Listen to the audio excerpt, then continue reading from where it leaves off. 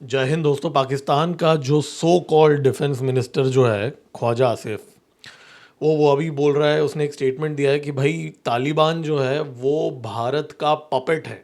मतलब भारत जो है दिल्ली में बैठ के कठपुतली की तरह कंट्रोल कर रहा है तालिबान को, और तालिबान के द्वारा पाकिस्तान के अंदर अटैक्स करवा रहा है।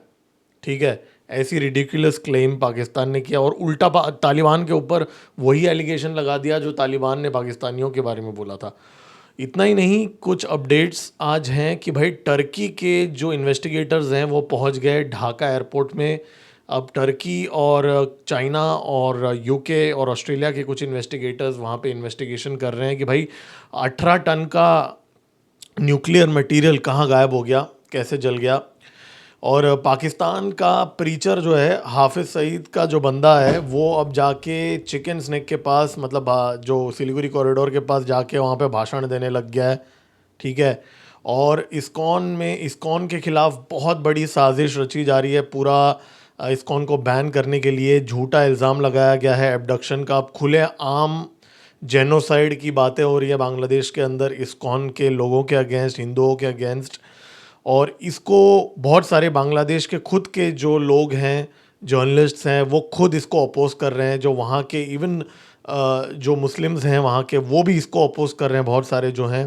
तो ये सारी चीज़ों का अपडेट्स मैं लेके आया हूँ। पीओके के में नए कैंप्स भी अभी हमको देखने को मिल रहे हैं, उसके बारे में भी एक अपडेट आया है। दोस्तों बहुत सारे अपडेट्स हैं इस वीडियो में। दोस्तों इस वीडियो को लाइक कीजिए, मेरा नया चैनल है, मैं मोटिवेट हो जाऊंगा। मेरे चैनल को सब्सक्राइब कीजिए। मेरा नाम है गिरीश और आप देख रहे हैं जियो पॉलिटिक्स। चलिए स्टार्ट करते हैं। देखिए, यहाँ पे ख्वाजा आसिफ ने एक बहुत ही घटिया बात बोलता है कि भाई एक जियो न्यूज़ में उस इंटरव्यू दे रहा था। वो बोल रहा था कि भाई अब जो पीस टॉक्स हो रहे थे अफ़गानिस्तान के साथ, देखिए, अगर मैं आपको मेरे पिछले वीडियो आपने देखा है ये जो टॉक्स के बारे में, मैंने आप लोगों को बताया था कैसे पाकिस्तान के जो नेगोशिएटर्स थे उन्होंने बदतमीज़ी किया, राइट। और अब वही बात ख्वाजा आसिफ बोल रहा है कि भाई नहीं जी, वो अफ़गानियों ने हमारे साथ बदतमीज़ी की, और पहले अफ़गानियों ने बात हमारी मान ली थी। फिर उनको एक फ़ोन कॉल आया और पता नहीं वो फ़ोन कॉल कहाँ से आया, वो दिल्ली से आया और दिल्ली से कोई उनको पपेट की तरह कंट्रोल कर रहा था। तो मतलब ऐसी बात, मतलब ये झूठ ऐसा है जो खुद पाकिस्तानी भी भरोसा नहीं करेंगे ऐसी झूठ के ऊपर। मतलब अगर आप झूठ भी बोल रहे हो, थोड़ा अगर आप बिलीवेबल झूठ बोलो ना यार, कुछ भी मत बोलो। और फिर ये बंदा ये बोलता है कि भाई जो अगर तालिबान जो है, क्योंकि तालिबान ने अभी थ्रेटन किया है कि भाई हम अभी इस्लामाबाद पे अटैक करेंगे, मतलब अगले बार काबुल पे अटैक होगा तो हम रिटेलिएशन सीधा इस्लामाबाद में कर देंगे। तो ख्वाजा आसिफ ने अब ये बोला कि भाई अगर ऐसा हुआ तो हम 50 टाइम स्ट्रॉन्गर करेंगे। मतलब कुछ सोचना वोचना है नहीं, 50 गुना ज़्यादा करेंगे। अरे भाई 50 नंबर कहाँ से आया, मतलब कुछ भी जो मुंह में आया 50 गुना ज़्यादा कर लेंगे। और फिर उसने बोला कि भाई पिछले 4 दिन से हम नेगोशिएट कर रहे हैं और भारत पपेट की तरह कंट्रोल कर रहा है। फिर उसने ये भी बोला कि भाई हम अगर तालिबान ने पाकिस्तान के ऊपर आँख भी उठा के इस्लामाबाद की तरफ देखा तो हम तालिबानियों के आँख नोच लेंगे। जी हाँ, ये भी बोला है। मतलब ये एग्जैक्ट वर्ड्स हैं। उसने बोला कि we will gouge their eyes, मतलब हम आंखें निकाल लेंगे तालिबान की, उखाड़ के फेंक देंगे अगर उनकी नज़र भी पड़ी इस्लामाबाद के ऊपर। और फिर उसने ये बोला कि भाई भारत जो है वो वेस्टर्न बॉर्डर पे हार चुका है पाकिस्तान के साथ, इसलिए वो अब काबुल के द्वारा लड़ रहा है। और वो ये भी बोल रहा है कि भाई तालिबान जो है, वो तालिबान के जो लोग हैं वो भारत में अभी रिसेंटली विज़िट किया है, और वो लोग ने ना भारत के मंदिरों के अंदर भी बहुत विज़िट किया है। मतलब पता नहीं है कौन सी मंदिरों की बात कर रहे हैं। जब तालिबान के फॉरेन मिनिस्टर आए थे मुत्ताकी जी, तो वो तो देवबंद के मदरसा में गए थे यूपी में, तो वो कहाँ मंदिर में गए थे। तो एक ख्वाजा आसिफ पता नहीं कौन सा झूठा नैरेटिव पाकिस्तान के अंदर फैलाने की कोशिश कर रहा है। फिर तो बेसिकली ये एकदम इलॉजिकल बातें ये जो ख्वाजा आसिफ है इसने किया यहाँ पे, और यही एक्सपेक्टेड था पाकिस्तान के टाइम से। वो एक नंबर के झूठे मक्कार किस्म के लोग हैं। खैर, एक नया थ्रेट सामने आया है कि जैश ए मोहम्मद जो ग्रुप है उसने अपना वुमेन्स यूनिट लॉन्च किया है। देखिए, विमेन एम्पावरमेंट बहुत हो रही है पाकिस्तान के अंदर, वहाँ पे बहुत ज़्यादा वुमेन एम्पावरमेंट है। मैं क्या बताऊँ आप लोगों को, विमेन इतने एम्पावर्ड हैं कि जैश ए मोहम्मद अब जमात उल मोमिनत नाम का एक वुमेन्स यूनिट को लॉन्च कर रहे हैं, जहाँ पे रिक्रूटमेंट ड्राइव अभी स्टार्ट हो गया है।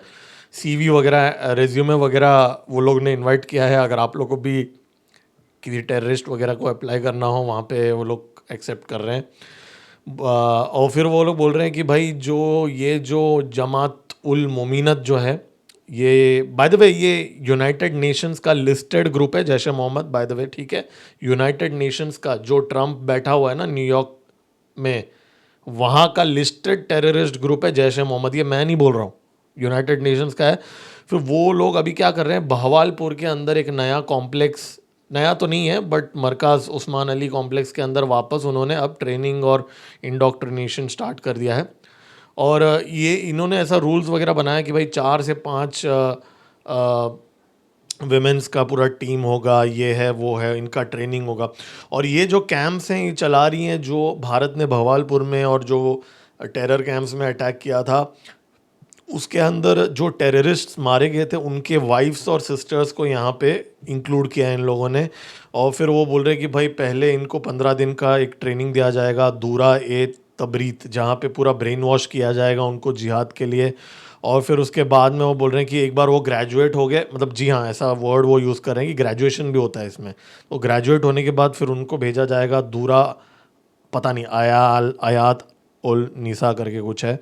तो फिर ये पूरा इन लोगों का ये एक्टिविटीज़ चल रहा है। लेकिन असली खेल जो है वो अब बांग्लादेश के अंदर एक नया रिपोर्ट ये सामने निकला है कि भाई टर्किश इन्वेस्टिगेटर्स जो हैं वो अब 18 अक्टूबर को ढाका एयरपोर्ट में जो फायर आया था जिसमें 18 टन्स, जी हाँ 18 टन का न्यूक्लियर मटेरियल, न्यूक्लियर रिएक्टर के लिए जो मटेरियल है जो रशिया से आए थे, रोसोतैम से आए थे, वो जल के राख हो गया था।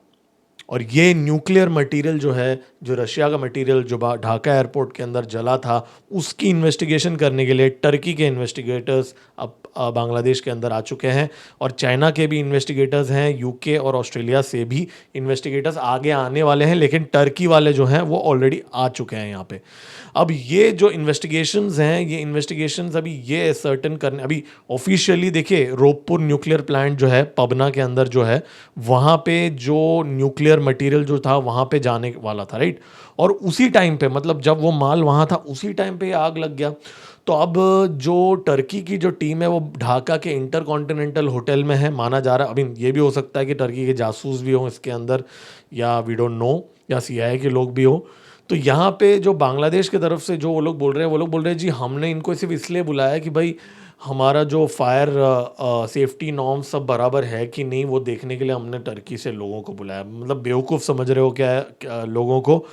तो यहाँ पे ये इन्वेस्टिगेशंस जो हैं हो रही है, मोस्ट लाइकली ये सीआईए ने कराया होगा या आई डोंट नो किसने ये चीज़ कराया, क्योंकि रोसतैम का रशिया का जो स्टेट एटॉमिक एनर्जी कमीशन का माल है, तो केजीबी ने कर, लॉजिकली अगर हम देखें तो केजीबी को तो नहीं कराना चाहिए, लेकिन we don't know what the reality is.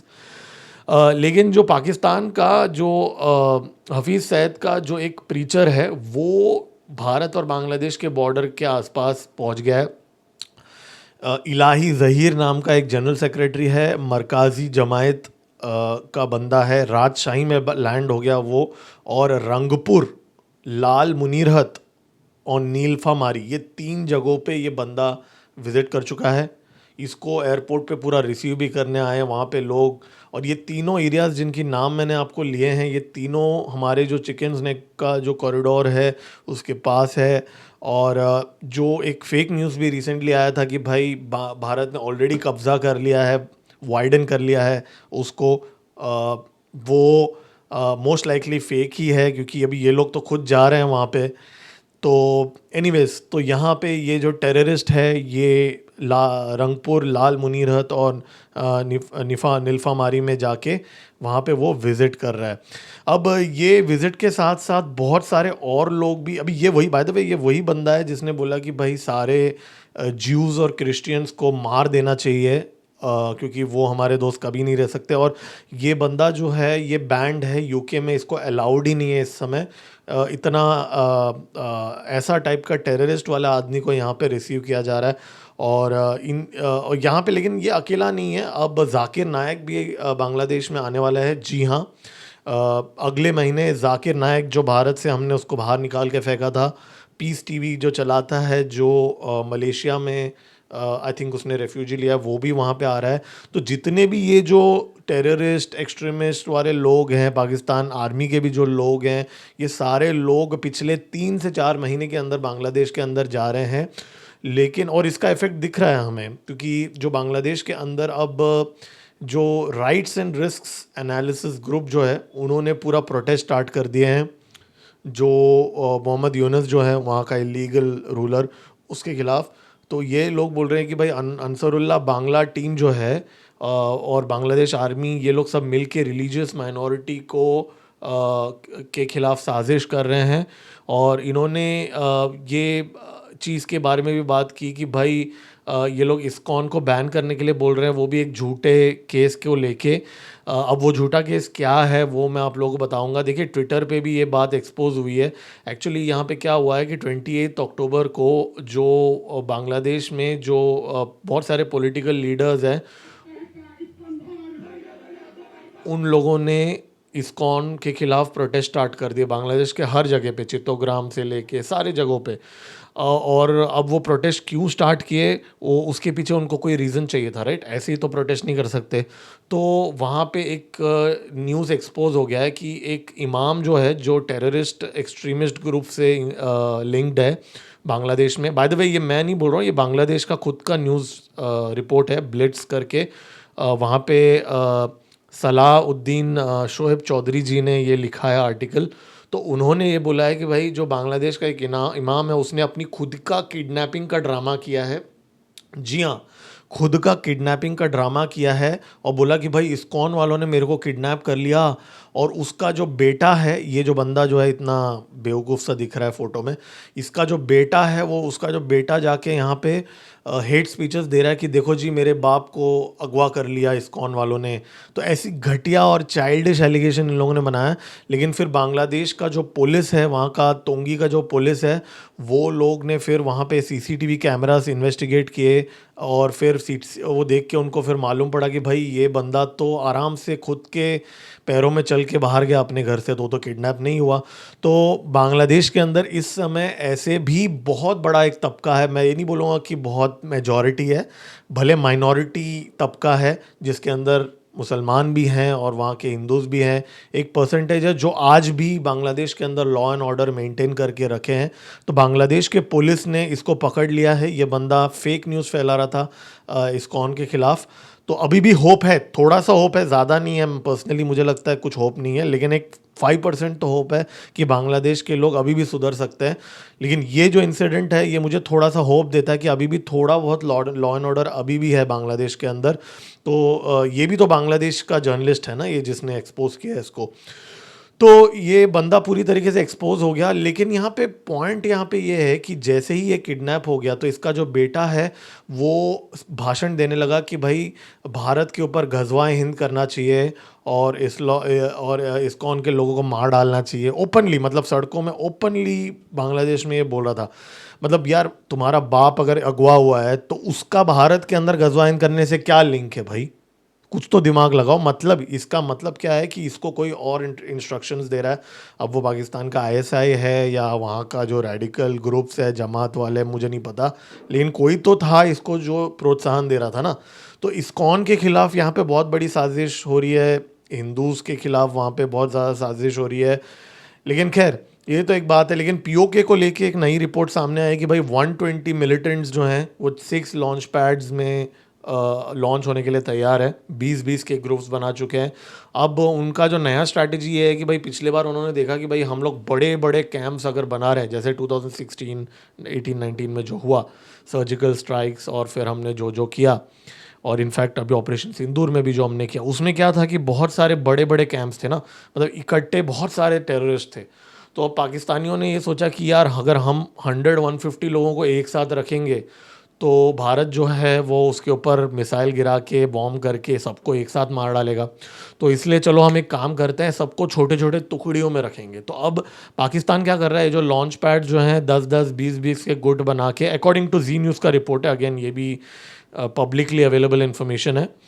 तो वो ये छोटे छोटे ग्रुप्स बना के अब पाकिस्तान यहाँ पे इंट्रूजन करने की कोशिश कर रहा है। और इस बार वो भारत के ड्रोन्स और सैटेलाइट सर्विलेंस से बचने के लिए अंडरग्राउंड टनल्स का भी इस्तेमाल कर रहे हैं, ऐसी भी कुछ रिपोर्ट्स आई हैं। तो लश्कर तैयबा, जैश ए मोहम्मद और टीआरएफ और ये सारे लोग पूरी तरीके से एक्टिव हो चुके हैं। तो भारत को अभी ऑपरेशन सिंदूर पार्ट 2 करने के लिए बहुत उतावले हैं पाकिस्तानी जो हैं, वो रीज़न देने के लिए बहुत कोशिश कर रहे हैं कि भाई कुछ ना कुछ करके हम कुछ रीज़न दे दे।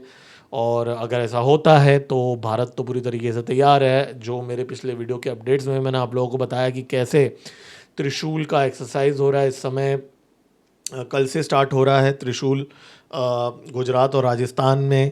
और उतना ही नहीं, नोटैम्स 5 नोटैम्स भी इशू कर दिए हैं, बहुत सारी एक्टिविटीज़ चल रही हैं। अब खेल कहाँ होने वाला है, वेस्टर्न बॉर्डर पे होने वाला है, कहाँ पे होने वाला है, ये तो हमें नहीं पता। और लेकिन यहाँ पे देखने वाली बात ये है कि ऑपरेशन सिंदूर 2.0 जो है, नवंबर और दिसंबर का मंथ काफ़ी क्रूशियल है, हमें ट्रैक रखना पड़ेगा।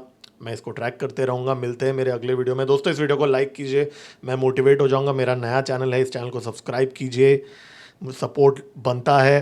और मेरा नाम है गिरीश और आप देख रहे हैं जियो पॉलिटिक्स। जय हिंद।